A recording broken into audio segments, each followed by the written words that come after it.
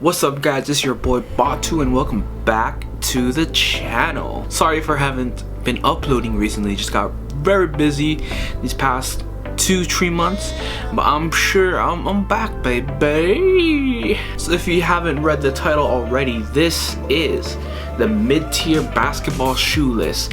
3 shoes for 3 different types of players: the big man, the cross player, and the guard.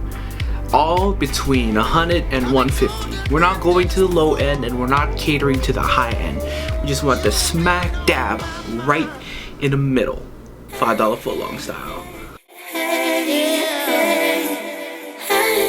Now that you know what we're looking for, let's get started with shoe number 1.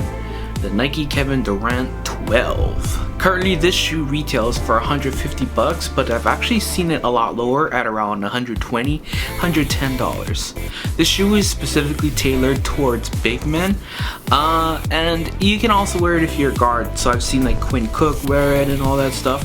Even some of my player friends that ball, they're pretty much 1s and 2s, they do like this shoe. The shoe itself is a mid-cut shoe.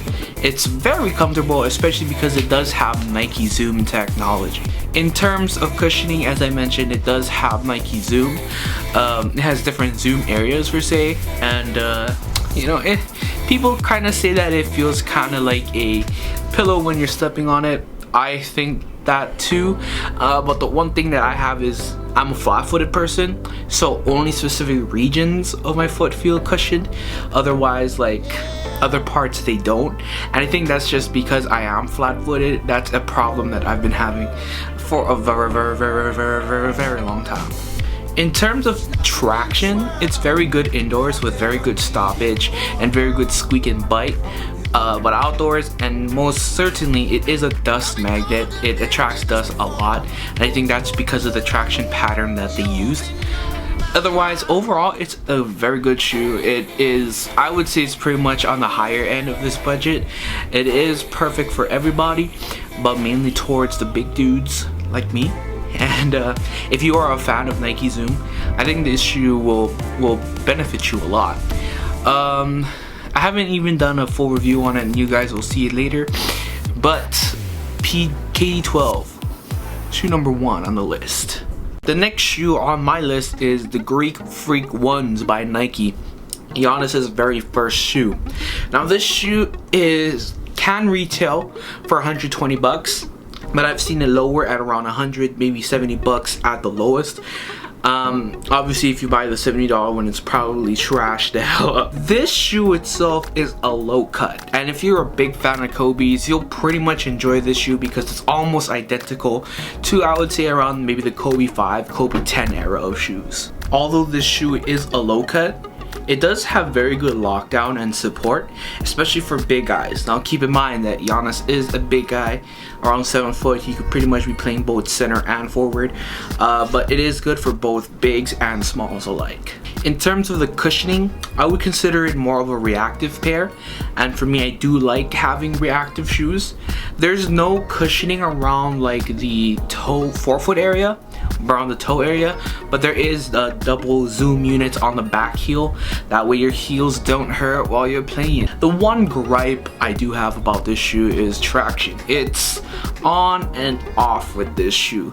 Now on different pairs, they have different wing textures, so I would stray away from having translucent wing patterns because those things, they lose grip really fast. If you're not playing indoors, you can get those translucent soles, but if you're playing outdoors, I really don't recommend getting the translucents.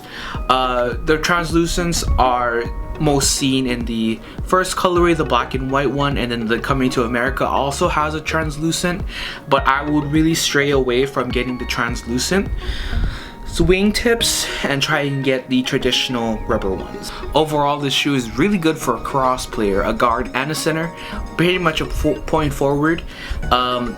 This is a very good shoe, and if you are a big fan of the Kobe's and don't want to spend out money to get an older pair of Kobe's, or don't want to spend the money for some fast fits, I recommend these. The final shoe on this list is the Adidas Dame 6. Dame 6 retails for $110 but can go as low as 90 bucks. In my opinion, this shoe is pretty much the best for a guard, like a very guard-centered shoe. It doesn't work well with big guys, honestly, and also it is a mid/low cut, so I kind of consider it the tweener in this set. In terms of cushioning, I say it's okay cushioning. It's not the best, and it is using lightning strike, which is seen in like the Adidas Harden 4s. I honestly prefer bounce. That's why I don't really like this cushioning style, but it does get worn into quickly, and you can like it for the way you play. In terms of traction, it's just your run-of-the-mill traction. There's nothing to write home about. It's just whatever. There is one major downside, that this shoe actually does break apart. Recently I've had one of my friend's pairs just break down during the outdoor games, and it was crazy. So it does break down, so depending on how hard you play, you might need to get 2 pairs. Overall though, it is a good shoe.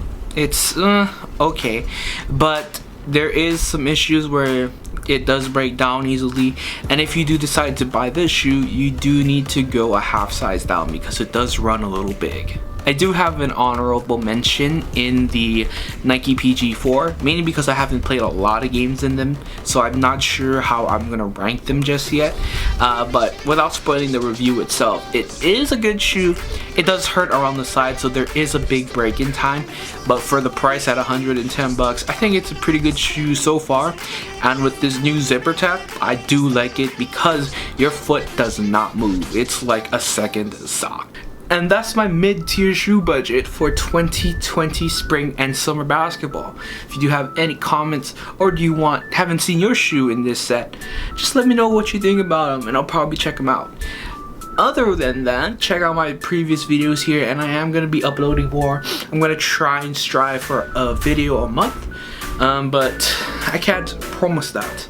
So I will see you guys in the next one.